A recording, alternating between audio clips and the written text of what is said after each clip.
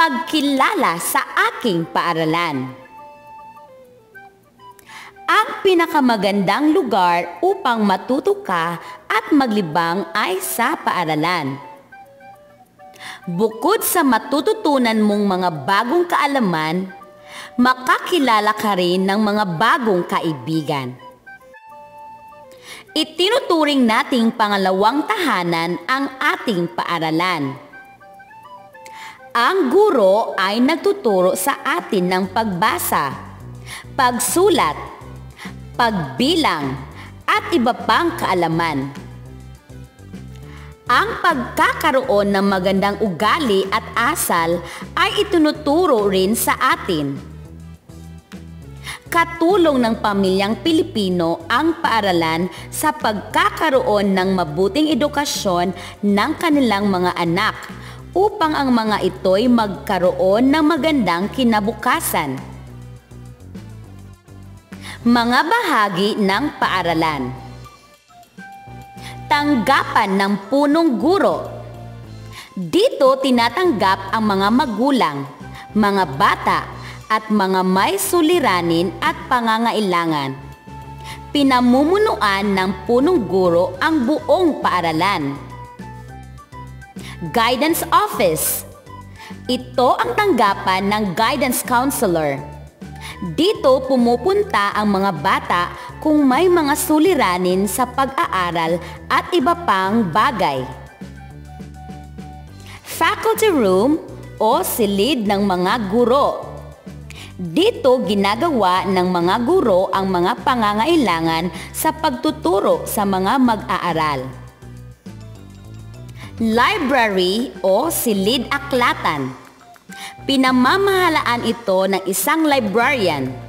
Maaari kayong mag-aral at gumawa ng mga gawaing pag-aaralan dito. Makahihiram kayo ng mga aklat para sa inyong mga takdang aralin. Science Laboratory. Dito nagsasagawa ng iba't ibang pagsusuri o eksperimento ayon sa mga aralin. Makikita rin dito ang iba't ibang mga kagamitan para sa agham. Audiovisual Room. Dito nagpupunta ang mga estudyante kung may panunuuring mga palabas na may kaugnayan sa mga aralin. Computer Room. Dito nagkaklase kapag ang aralin ay tungkol sa computer. Silid ng Technology and Livelihood Education, TLE Room. Dito tinuturuan ng wastong gawaing pangbahay tulad ng pagluluto at pananahi. Kantina. Ang mga pagkain dito ay masusustansya. Ang halaga ng mga pagkain dito ay sapat lang sa iyong makakaya. Gymnasium. Maraming gamit ang lugar na ito para sa mga mag-aaral at mga guro. Dito naglalaro at nagkaklase sa Physical Education, PE. Nagdaraos din dito ng mga palatuntunan at malaking pagtitipon ng paaralan. Klinika. Dito dinadala kung may mga karamdaman ang mga mag-aaral. Pinamamahalaan ito ng doktor, nurse, dentista upang mapangalagaan ang kalusugan ng mga empleyado at mag-aaral. Tandaan, mahalaga ang mga batayang impormasyon tungkol sa iyong paaralan upang makilala ito ng husto.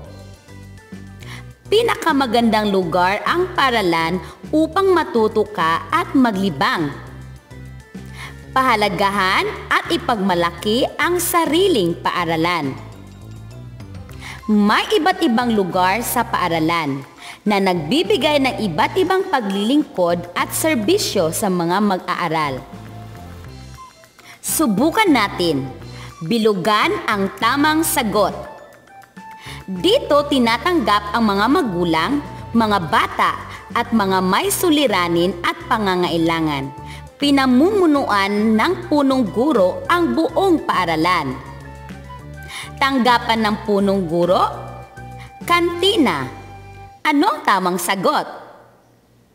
Ang sagot ay tanggapan ng punong guro. Dito dinadala kung may mga karamdaman ang mga mag-aaral. Pinamamahalaan ito ng doktor, nurse, dentista upang mapangalagaan ang kalusugan ng mga empleyado at mag-aaral. Silid-aklatan? Klinika. Ano ang tamang sagot? Ang sagot ay klinika. Ito ang tanggapan ng guidance counselor. Dito pumupunta ang mga bata kung may mga suliranin sa pag-aaral at iba pang bagay. Gymnasium, guidance office. Ano ang tamang sagot? Ang sagot ay guidance office. Dito ginagawa ng mga guro ang mga pangangailangan sa pagtuturo sa mga mag-aaral. Faculty room, kantina. Ano ang tamang sagot? Ang sagot ay faculty room. Maraming gamit ang lugar na ito para sa mga mag-aaral at mga guro. Dito naglalaro at nagkaklase sa physical education, PE. Nagdaraos din dito ng mga palatuntunan at malaking pagtitipon ng paaralan. Gymnasium, TLE room. Ano ang tamang sagot? Ang sagot ay gymnasium. Dito nagkaklase kapag ang aralin ay tungkol sa computer.